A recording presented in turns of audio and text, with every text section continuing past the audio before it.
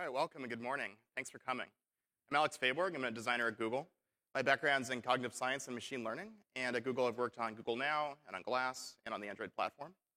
And giving design talks at venues like I/O is really one of the favorite parts of my job. I really enjoy doing it, especially being able to talk to audience of engineers. You guys are obviously smarter than most people.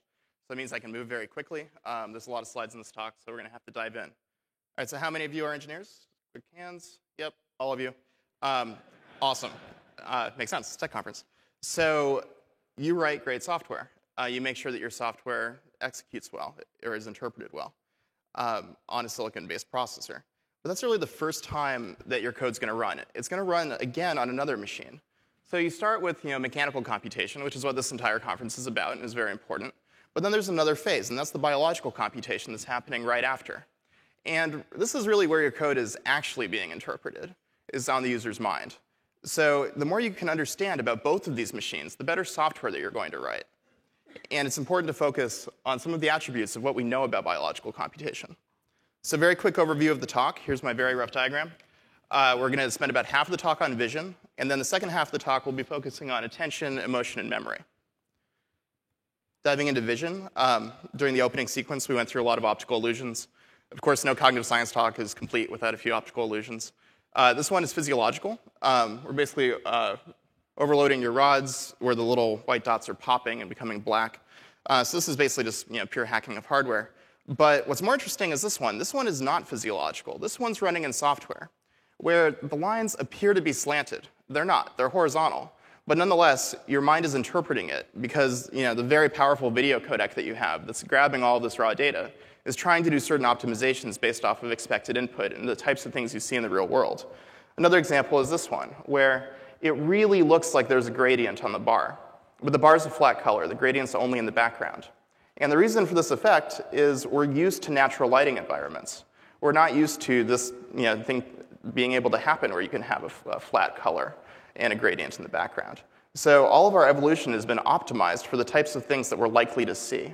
So it's taking shortcuts. It's increasing sort of the amount of difference so that you can very quickly see edges and changes in shape and changes in shade.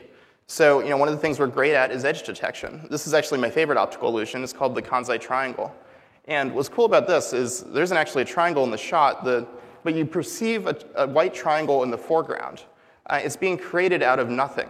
And when you look at the edges, you almost feel like you can sort of see the shadow on the edge, even though it's not there. Your mind is making assumptions on the triangle being in the foreground. And that edge doesn't exist, but nonetheless, you feel like you can see the shadow, which is very strange. So a lot of cognitive scientists and designers many years ago came up with the Gestalt laws of grouping. And this is something that all designers will learn in school. And there's 8 of them for grouping. We only have a little bit of time, so we'll go through 3 of them specifically. First one's the law of proximity.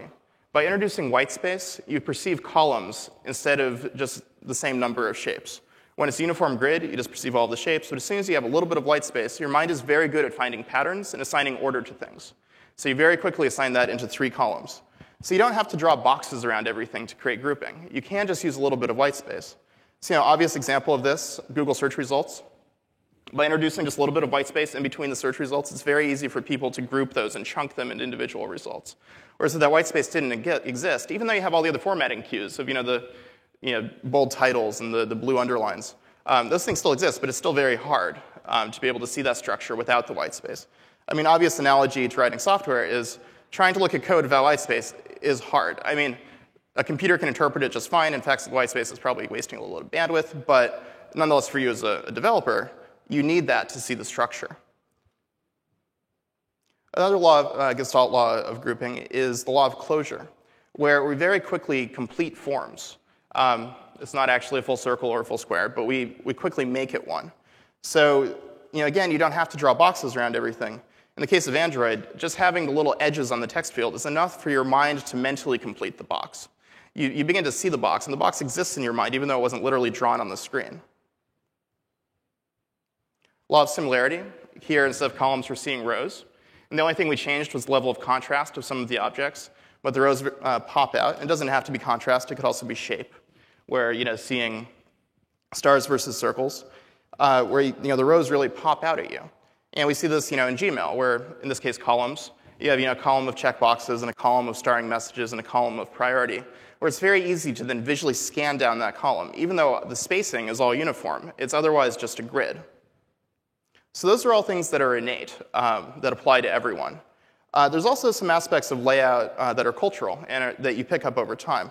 One of the most basic one of these is reading right to left versus left to right, where this is very important for the structure of your application. It's not just about the text, but it's about the logical flow of the application, where the meaning of a switch being on versus off should actually be inverted if it's a horizontal switch. I should note the back button is wrong. As it's taking the screenshot, I realized this. We'll fix that. But the notion of back is opposite if you're used to reading right to left instead of left to right. And this applies to really the whole structure of your application. Things like going up in the hierarchy in the action bar, we see that we did do that correctly. Or even things like the settings button being sort of peripheral to activating a keyboard in this sense. There's a certain flow to it, and that flow should be reversed. So a whole new topic related to vision, peripheral vision.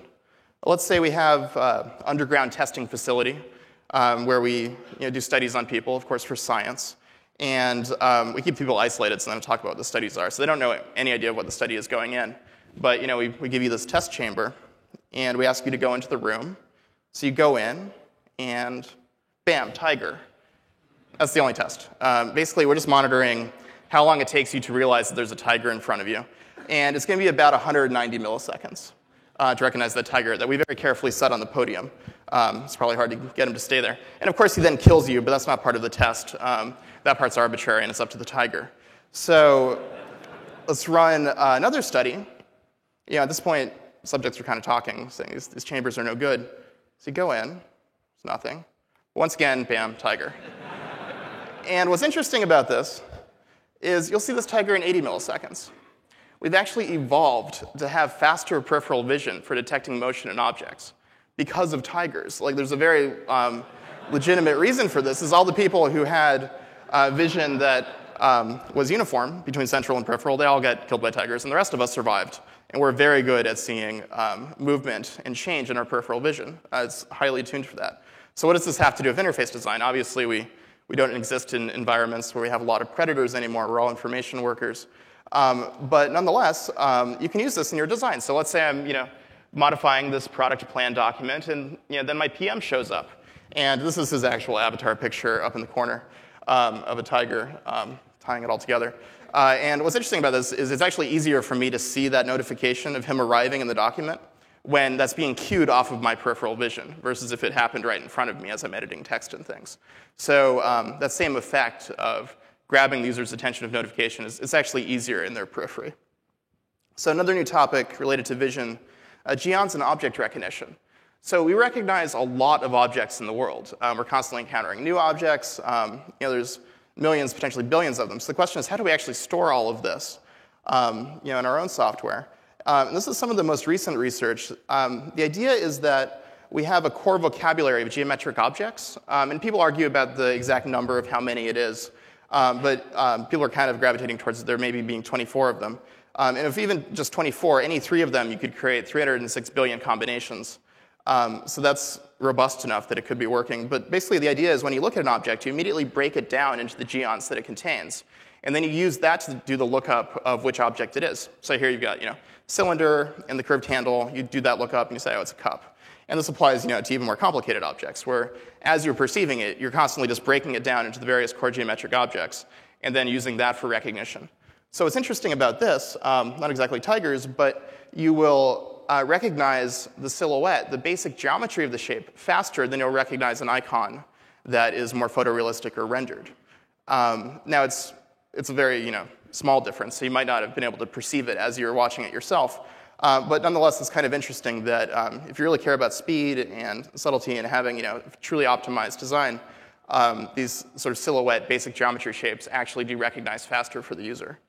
And this is also, there's a lot of aesthetic reasons why you might want to use one versus the other. For instance, on the Android home screen, where we can't control the background, we opt for using the more rendered icons because they have better contrast on a variety of backgrounds. But also on Android, the Holo icon set is entirely this flat icon style. in part due to aesthetics and also in part due to this recognition. So you can very quickly spot things in here, camera or joystick or battery. As soon as you see these things, you very immediately know what they are. So another type of object recognition we do is facial recognition. And this is actually done on a completely separate hardware path.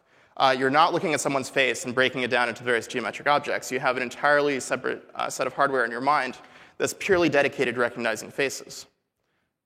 So let's take you into another test chamber. At this point, you're really worried. And you go in, and you think, oh my God, it's full of stock art people. And they're all walking towards me, even worse than tigers. And in this test, it is all stock art people, and they're kind of creepy perfection.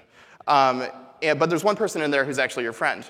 And the test is, how quickly do you see your friend as all of these people walk towards you? And you'll see them very quickly. You probably have already perceived this at the conference, where you know various people at the conference. You're seeing a lot of faces, obviously. But you'll quickly spot these people that you know. You might not remember their name, which is a whole different thing. But you'll definitely know that you recognize them as someone that you've met before. And you're able to do this by taking in all of the faces simultaneously, which is also very interesting. You're not having to do a very sort of linear scan between each face to process it. This is all just happening in the background on the full visual field. So in terms of implications for interface design, if you're looking to see if a particular email came in from, say, James or Ruth, with this type of design, you're going to have to do a linear scan down the list and read each of the names. But if we start using faces, then you can get that effect of all of the hardware that we have built for facial recognition. So for instance, the glass timeline, as you're browsing through it, you can very quickly find particular pieces of information because of those pictures of faces. So if you're looking for that lunch appointment, you'll recognize Richard there, and you'll see him very quickly. And you don't have to do that scan as you would for text. So new topic related to vision, perceived affordances. Every single time people talk about perceived affordances, they talk about doorknobs. I'm starting to think that maybe people think it's only about doorknobs, so we'll do a whole new example. So again, test chamber, and yeah, there's a doorknob. That's not the test. You have to go to the door. And the way that you figure out how to go to the door is a perceived affordance, because you see the physics of how the thing's going to slide. But you go into the test chamber, and there's a piece of trash on the ground, or some type of object. And what we're trying to figure out is, do you recycle correctly? And the answer is usually no. People are actually pretty lazy about this. They're busy. They're thinking about other things. They just kind of look at all the trash cans and just throw it in one. What's interesting, though, is if you change the trash cans to have slots that match roughly the types of objects that should go in them, recycling actually goes up 34%, or correct recycling.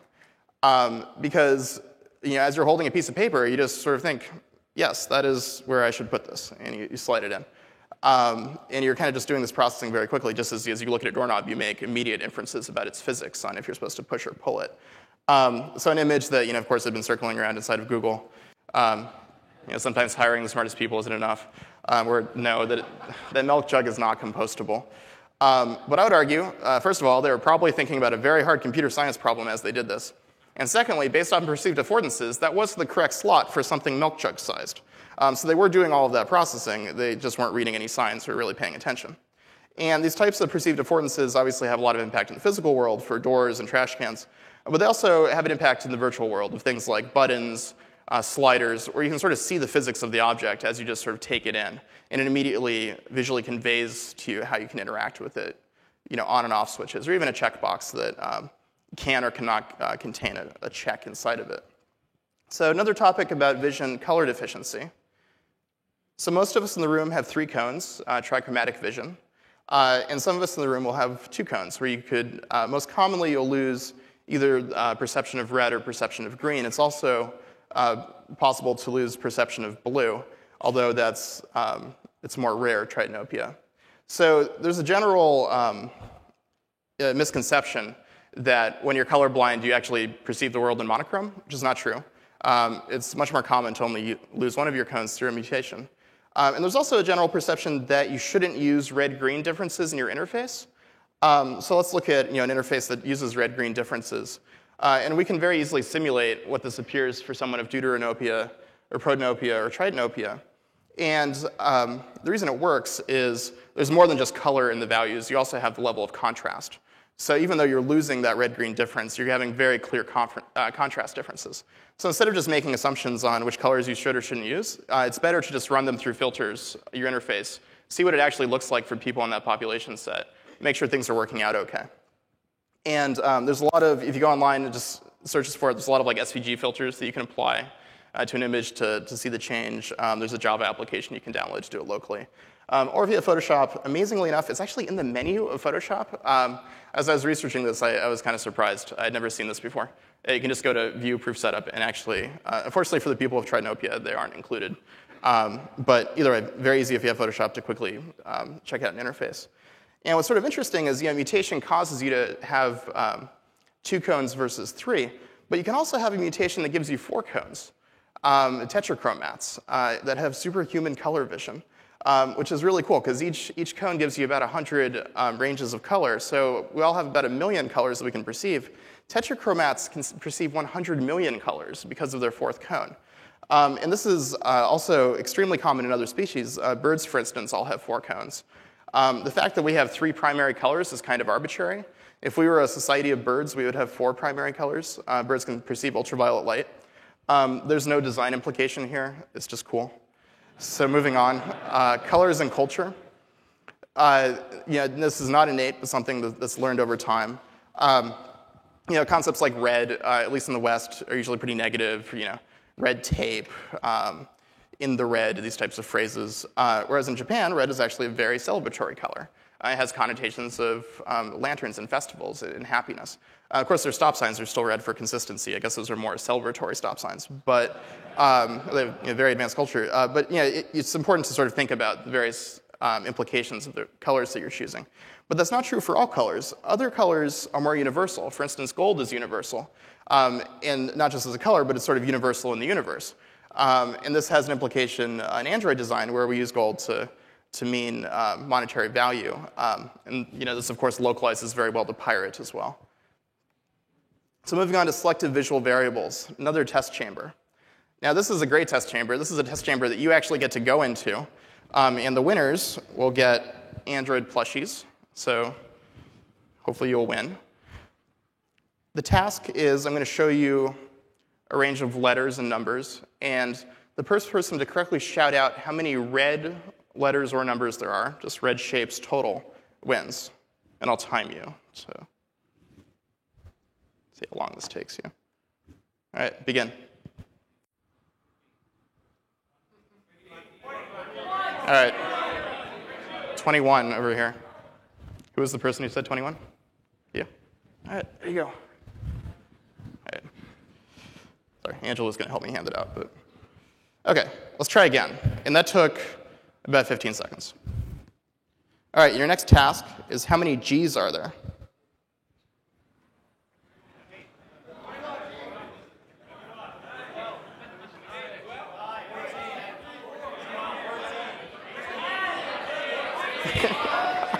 All right, 16. Who was the person who said 16 over here? Yep, you're right. Okay. That took you about 20 seconds, and there were less of them. And you were all shouting out completely random numbers that were not accurate at all. So the implication for this is that color is a selective visual variable, while shape is not. In computer science terms, you can perceive color in constant time. Going back to the spread, as you look at it, the color is all coming in, just as you can do face recognition in constant time. Whereas for shape, you are having to do a very clear linear scan. Look at this shape. Is it a G? No. Move on to the next. Is it a G? No. So this is an important effect for your interfaces, this type of visual processing, that if someone's looking for shapes, they're going to have to do that linear scan. So implication for Google search. By using color for the title and then also for the domain, the full URL, you're able to then very quickly in your mind do selective sort of filtering on that color and then scan just those. And you kind of pop to them just as you were popping to all of the red letters, counting them. So if you're looking, for instance, for Berkeley.edu, you can say not it, without having to read any of the other information. So that covers vision. Let's dive into attention, emotion, and memory. First, we'll talk about attention. This is a fMRI machine, and what's really amazing about this machine is we can actually look at the mind and see how it's operating on a physiological level. And this is how we know everything about how the mind works.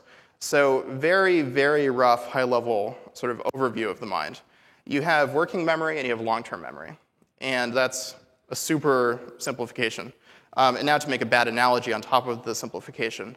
Working memory is kind of like a clipboard on the computer. You store things there for a moment, and then you're done with them. Whereas long-term memory is a little bit more like storage.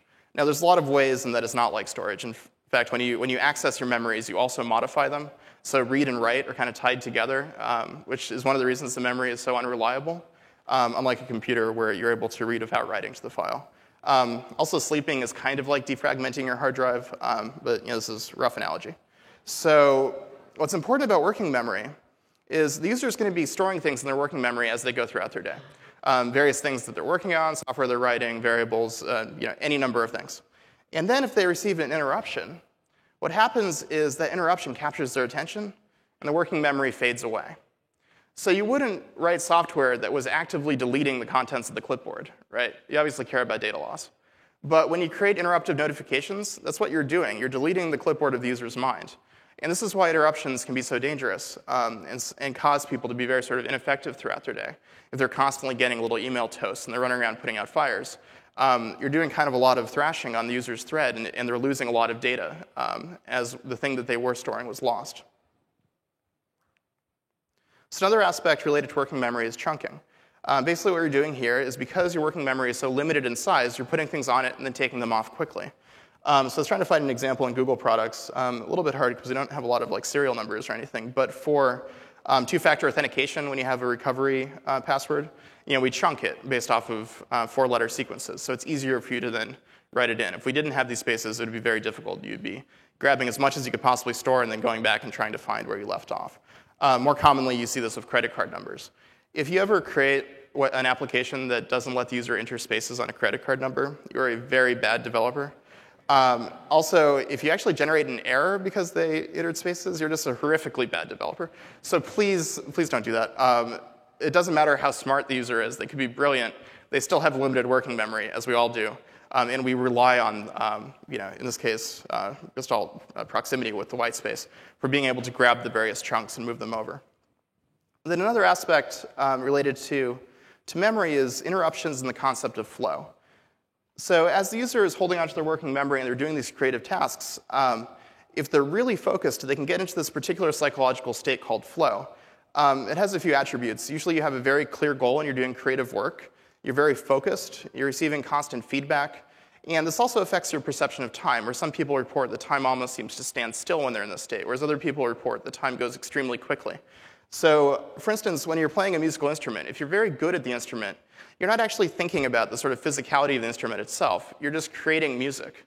Or, perhaps a more common example, if you're playing a video game, you don't think about the controller. You get lost in the narrative of the game, and you start to have the world kind of fade away. Same with reading a book. You don't think about turning the pages. You're just sort of lost in the narrative of the book. And of course, same with writing software, where you're not really thinking about all of the tools that you're using. You're thinking about the creative endeavor of writing that software. And what's important is when you create an interruptive notification, you're not just deleting the working memory, you're also pulling them out of flow. And it can actually take quite some time for them to get back into that psychological state.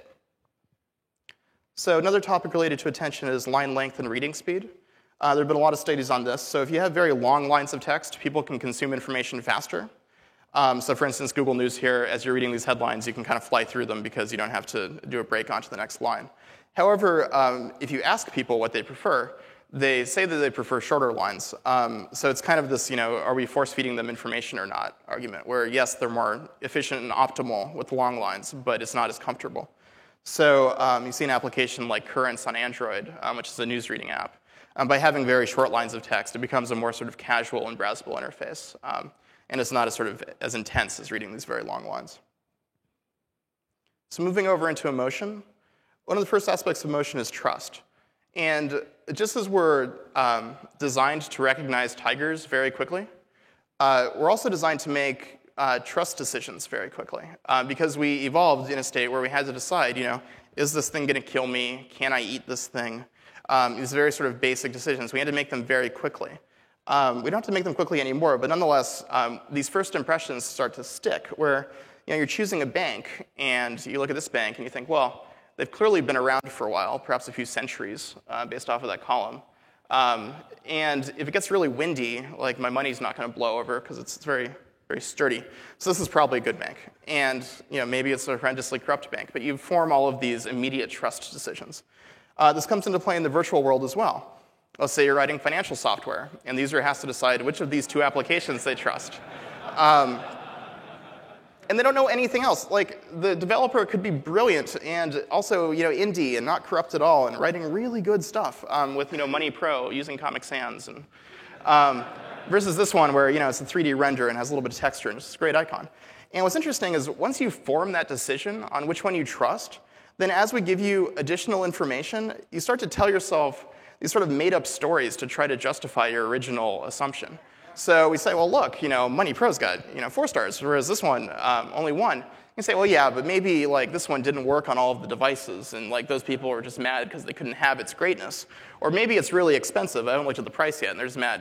So you start to create these theories, even though we've given you evidence that no, that one's better. You've already made your initial trust decision. So obviously, the implication for here is first impressions matter a lot, especially for interfaces like an app store where people are very quickly choosing one amongst others. It's very worthwhile to invest in your application icon and create that very first impression to be very solid.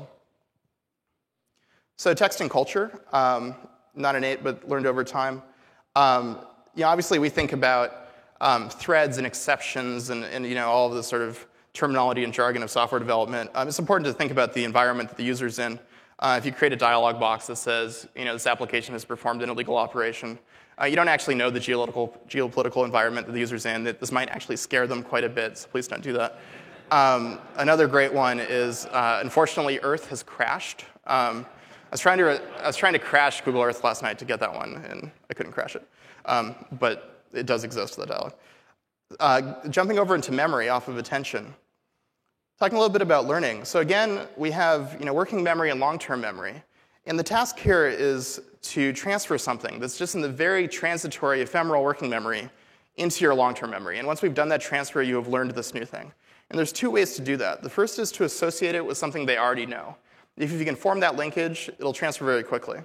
And then if they don't have that linkage yet, the second way to do it is through repetition. So let's look like an example in interface design. One of the things that users immediately have to get used to on Android is that all of their apps are in a separate place, whereas the home screen is this sort of customizable home for them. So we need to tell them, your apps are here. If you need to get to one of your apps, hit this button. This was the screen that we rolled out in Ice Cream Sandwich. It actually doesn't work very well, and the reason for that is they realize that they're blocked, so they don't read anything, and they just hit OK really quickly. There's no repetition. We only told them once. It wasn't linked to anything they already know. So they start to play with the phone, and then they say, well, where are my apps?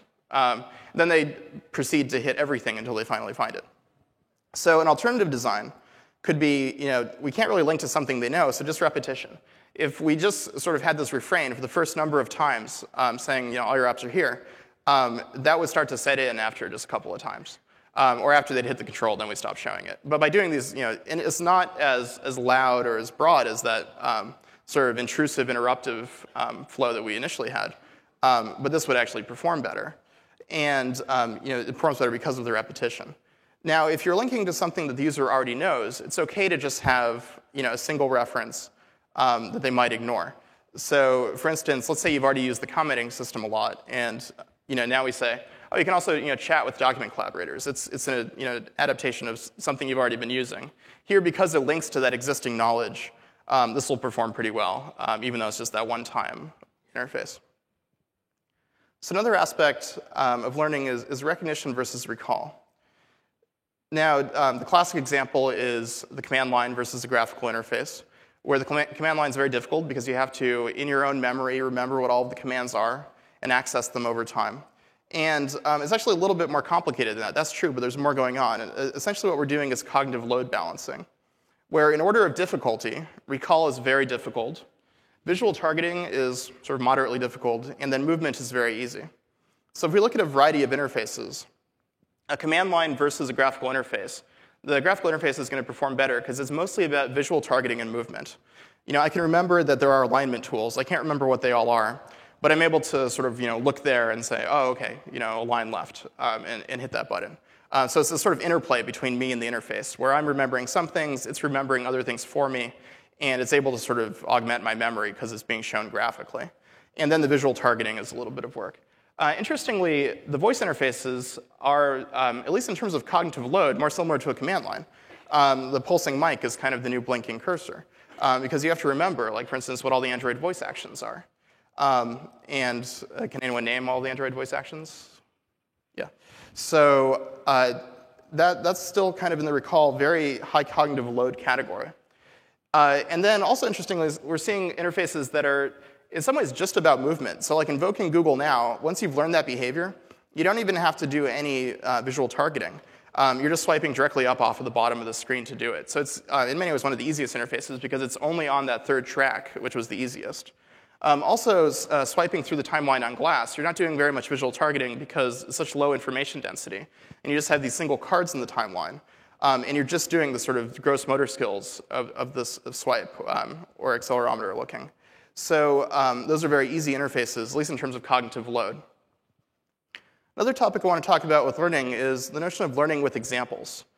Now, often people say, well, we need to create this interface in this particular way because it's similar to this other product that exists and users aren't going to know how to use it otherwise. That's not entirely true. You can show the user an example of how something works, and now it's consistent, their future experiences are consistent with that example. So they've effectively learned it. People are pretty smart, so you're able to actually create innovative software that changes things from the existing marketplace and playing field. You just have to sort of bring people up to speed on why you made those changes. So a couple examples of this. In 2006, sort of the notion of the end of files. Obviously, people are very used to the file system. They're used to attaching things, sending them around. But that's kind of broken. So how do you get this huge marketplace that is very sort of set in the consistency of how files operate into a new model? And the answer is you just lay out a very quick argument for it. Meet Sam. Sam is the editor of a neighborhood newsletter called the Oak Tree View. She works with local writers who would like to publish articles in the newsletter. Sam loves her job, but often feels frustrated when time is wasted managing all the articles. It's a familiar problem. Each month, writers send her draft articles as email attachments. She reviews them and sends them back with comments. One article might create 6 different versions of the same file, not to mention countless emails. Sam often feels buried by all the email attachments. She finds it hard to keep track of all the versions being sent to her from the writers. As the deadline looms, frustration rises. Something has to give. Sam decides to try something new, Google Docs. Here's what happens. First, she visits the Google Docs page and creates a free Google account. She logs in, and because some articles were already written, she uploads the current drafts right from her computer. With a snap, Google Docs turns the offline articles into online versions. Now, all she needs to do is invite the writers to collaborate on the documents. So there, you lay out a very simple problem. You show the solution. Sam is sad. Sam has too many files. And people are able to very quickly then adapt to that new model because they have been able to learn from that example. It's not the case that you have to be consistent. Looking at another example, in 2012 and 2013, the notion of predictive assistance. When we're working on Google Now, we were worried about it's going to be really hard to explain this to people because people are so used to search. Especially with Google, people are extremely used to search because Google's such a search company. How do people wrap their head around the notion of a product that's going to give them the information that they need right when they need it? And the answer is you show them a couple of very simple examples that lay out the nature of the product. And from just those examples, they can start to extrapolate new use cases in their own mind. So here's a quick spot that we created for Google Now.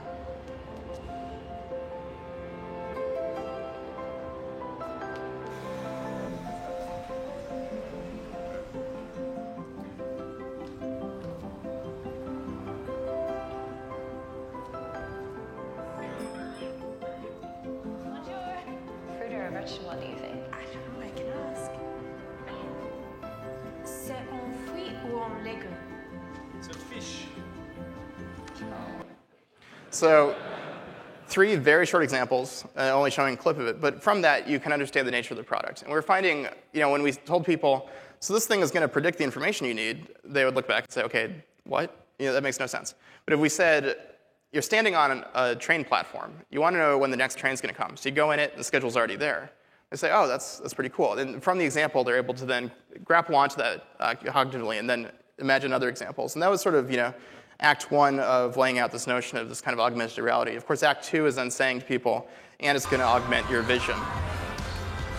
After this bridge, first exit.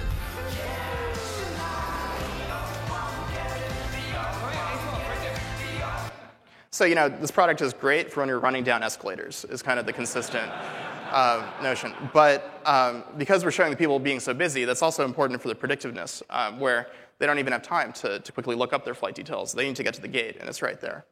So what's important here is that consistency is sorry, it's making noise. I think it's my phone. Consistency is not critical. It really bothers me that that's one of the usability heuristics that people focus on. You do not need to build products that are identical to what exists in the marketplace. What you can do is you can have innovation and teaching, and people are smart. Like, you don't have to design for the first run interaction. You can bring people up to speed over time, and they're going to understand your product, and you can create interesting products that aren't just leveraging what's already in the marketplace for the purpose of usability. So the final topic I want to focus on is the perception of time. So kind of interesting example here, just looking at a progress bar. In this case, it's a pretty simple progress bar. Or look at another one. This one, it slows down, you're like, come on, and then finishes. Versus the final one, where it starts out okay. And then it speeds up towards the end. And of course, all of these progress bars are taking the same amount of time to complete. But what's interesting is we're actually really bad at gauging how long something took. We don't really have an internal chronometer. What we're doing is we're perceiving the process of time based off of change. So something that speeds up towards the end is actually going to appear faster than something that slows down towards the end, even if the overall amount of time is the same. And there have been a lot of studies on this. In fact, other products have had slow progress bars, and everyone complained that file copying got slower, even though it was actually faster, which is crazy.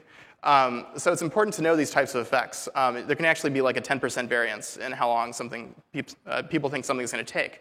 Another example of this is if you're working on something like a web layout engine, where obviously there's a lot of people working very hard at making that quickly. So your immediate assumption could be, well, we'll just do layout as things come in.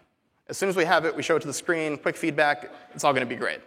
What's interesting is because we're so bad at gauging time, and we only gauge time based off of individual changes and how many changes there were, that will actually appear to take longer than if you were to just pause and then bring everything in once you have it. Because we sort of mentally chunk that white space of before, and we don't really know how long before was. We just know that, wow, I have my whole page now, and it came in very quickly. So there are all these sort of aspects of how we're perceiving time that come into play with the performance of your applications and how you can optimize for that. And our perception of time, it's kind of like an optical illusion, where we're not perceiving reality. We're filtering everything through our own hardware. And if you learn about our hardware, and if you learn about the biological computational machines that we are, and that your software actually runs on, you can write better software, and you'll be a better engineer. So some quick recommended reading, if you want to check out some books. Don Norman, famous cognitive psychologist. Susan Weinstein has a very good book that came out recently. Also, of course, all the writing from the Android design team. And before you read those books, you can spend your entire day learning about design. This was the first session. In this same room, we'll have 3 more sessions about design. And then if you head over to room 12, there's Android design for UI developers. So now we can take some quick questions. And thank you.